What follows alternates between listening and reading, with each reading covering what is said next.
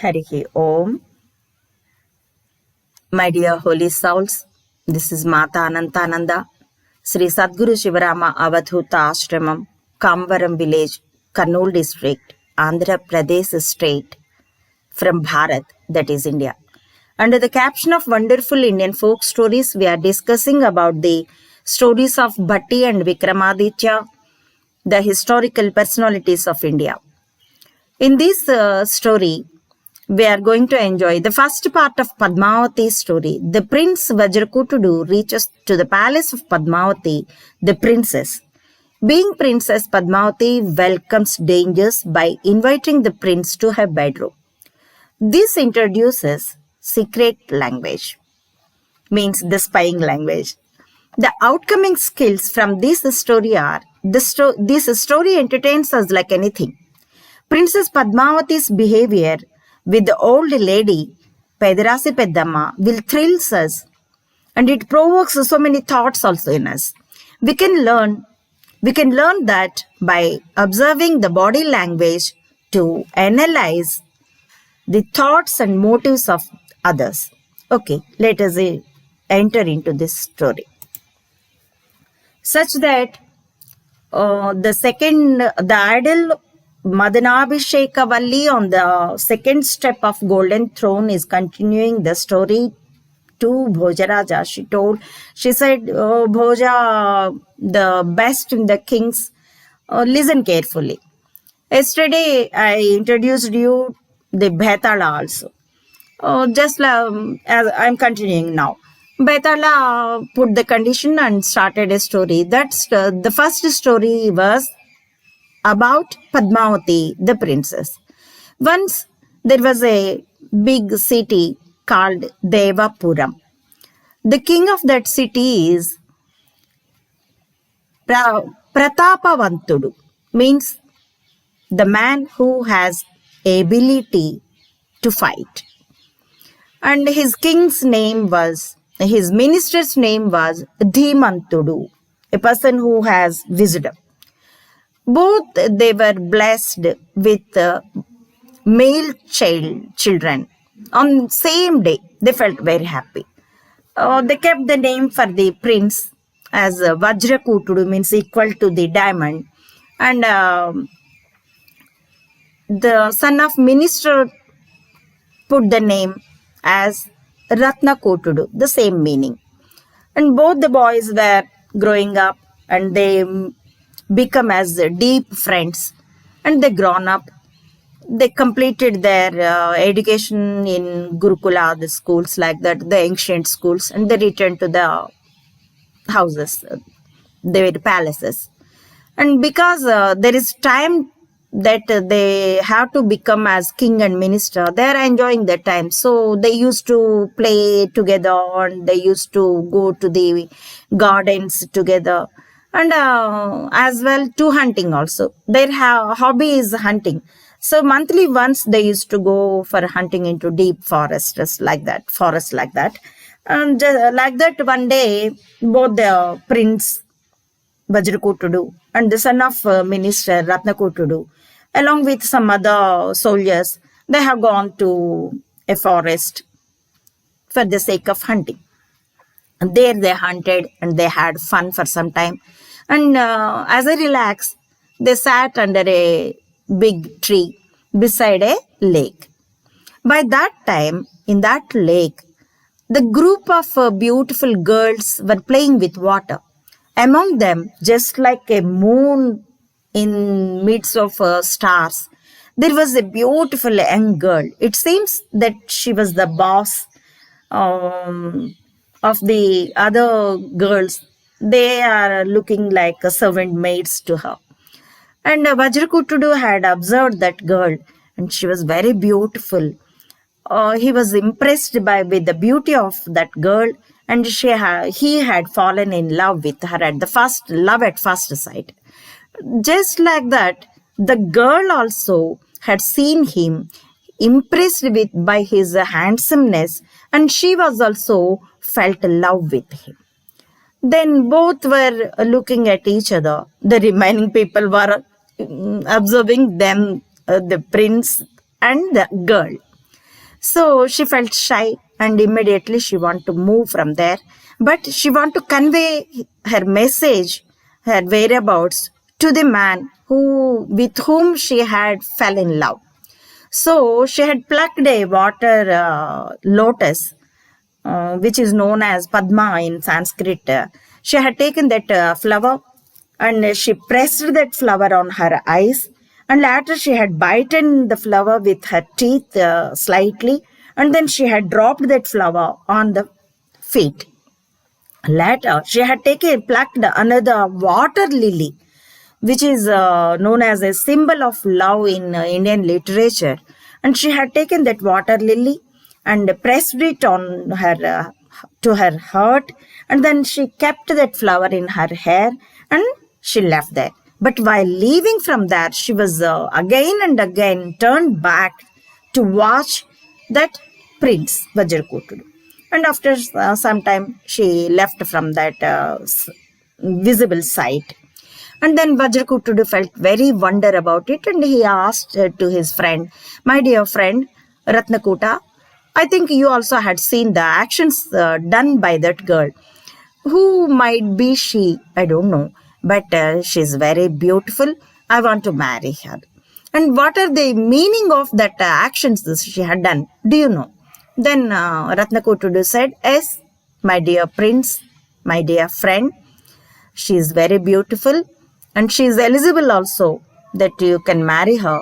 But she is very wise girl. She had given beautiful info to you by her actions. She had plucked the lotus and kept the lotus on her eyes. That means her living place is Netrapuram. Netra means eyes in Sanskrit language. And then she bitten it with the teeth. That means her name is Padmavati. And she dropped the flower on her feet. That means her father's name is Uttamapadadu, the person who has best feet. And again she had plucked water lily and she pressed it towards her heart. That means she is also fell in love with you. And she kept over that flower in her hair. That means she asked you, begged you to come to meet her. And again, she is watching you by turning back and started towards some direction. That means her living city, Netrapuram, is in that direction. Let us follow. Then Vajrakutudu felt very happy, and immediately both Vajrakutudu and Ratnakutudu, along with their fellow men, they turned back to their city, Devapuram. There, on the next day, both of they approached their parents and said they want to do some tour. They want to visit some places, this side and that side. So let us take some leave from you. So their parents accepted their proposal, and both Vajrakutudu and Ratnakutudu dressed up with rich dress, and they had taken some valuable ornaments, dress, and wealth also, like money, gold, like that. And they started from Devapuram. They traveled towards Netrapuram. After some few days, they reached Netrapuram, and there they surveyed. Yes, the king of that city was Uttamapadadu, as per the estimation of analysis of Ratnakutudu, the son of minister. And as per their enquiry, they came to notice that the king Uttamapadadu had only one daughter named Padmavati. Vajrakutudu felt very happy by knowing that. And there they searched to a suitable person who can convey the message about their arrival. So they inquired here and there, and finally they reached a place to an old lady by name Pedarasi Peddamma, who is running a hotel, boarding and lodging house. And she had another duty also. She was the servant maid to Princess Padmavati to supply the flower garlands every day. So they reached Padirasi Peddamma's house and they impressed her with their payments, and they got accommodated there. And she was serving them with a delicious food, and she made arrangements for their stay, comfortable bed and facilities to have bath and everything. So 2 days passed, and slowly Ratnakutudu, the son of minister, had taken intimacy with that old lady, Pedarasi Peddamma, and he made her to agree. He told everything about Vajrakutudu. This man is so and so, the prince of so and so city, and he had fell in love with your princess Padmavati, and she also with the same case. They met at forest. So you please convey about our arrival and waiting to meet her. Like that, he urged her, the old lady Pedarasi Peddamma, and he had given a valuable golden ornament. First of all, that lady was feared to do such adventure, because if king came to know about it, then he'll be go to hang, and she may lose her life. That's why. But with the desire on the golden ornament, and she agreed for it. And the next day, while giving the flower garlands to Princess Padmavati, she had waited for a lonely time. Then slowly she murmured in the princess' ear, preventing to hear the other servant maids, and she said, "Oh, Princess Padmavati, oh, beautiful girl, I came to notice that you fell in love with some prince. His name was Vajrakutudu. He belongs to this Devapuram. He also had the same feeling on you, and both the prince and his minister's son, they came to this Netrapuram to meet you. They are staying at my home. What do you say?" Then, after hearing that, Padmavati felt very happy inside, but outside she pretended as angry, and she had put her 10 fingers in white sandal liquid, and not liquid, white sandal paste, and she had beaten on the cheeks of Padirasi Peddamma on the both sides, as the 5 prints of fingers should appear on her cheeks. And by doing such, and she scolded her with a little bit harsh words and driven her to out. Then Padirasi Peddamma, frightened like anything, just like a deer baby, deer calf by hunting, chasing by a tiger. Like that, she had ran to her house, and she just fallen in front of the son of minister Ratnakutudu and the prince Vajrakutudu, and she shouted that, "Oh, what a danger I faced due to your driving. So you had asked me to meet Padmavati, but she was very angry with me. I fallen in danger. If king comes to know about this, what will happen to my life?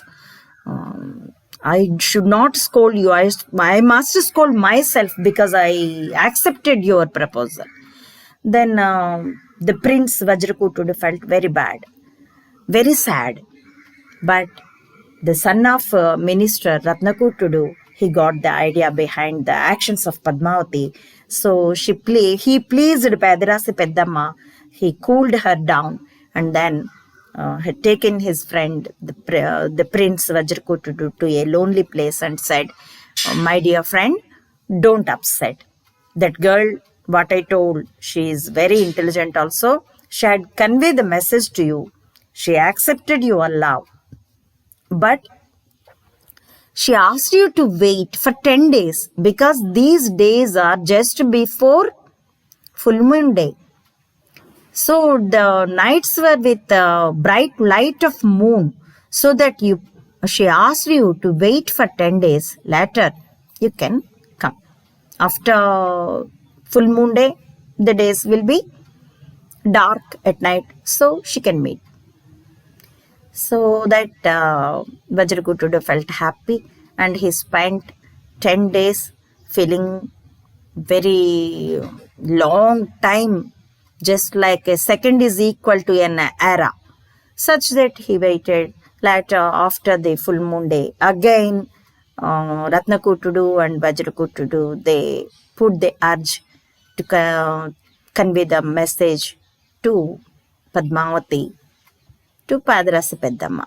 She refused like anything. But this time they made huge gifts, gold and ornaments to her.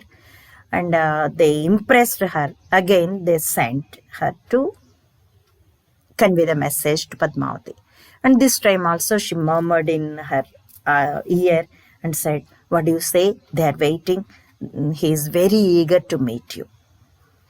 Then Padmavati, showing angerness to Padrasi Peddamma, she dipped her 3 fingers in red saffron paste and put it on her breast, and driven her by scolding from the back door of her palace. And again Padrasi Peddamma reached both the prince and son of minister Vajrakutudu and Ratnakutudu, and she cried like anything with a loud voice. And again the son of minister cooled her and condolenced her by taking the prince to lonely place. He said, "She asked you to wait for 3 days because she is in menstrual period time. So after 3 days you can go there. But she asked you to come from the back door." Like that, after 3 days, the Prince Vajrakutudu had gone to palace of Padmavati, and he knocked at the back door of her palace. She was also waiting for it, and with the help of a close servant maid, she had taken him to her bedroom, and he kept him inside without the notice of any other fellows, and she had to take the food outside of her bedroom. So she asked her servant maids to serve food to her room only, but only with the nearest, the best of servant maid who can keep her secret as a secret. So days are passing like that, and they were enjoying each other's company.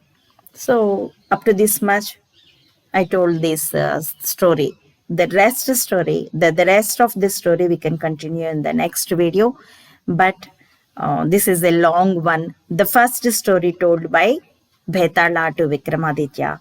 After completion, at the end of this story, Bhetala will put a question. That's why you also have to listen the story with thoroughness. Okay. Let me continue it in the next video. Harihi Om. Thanks for watching.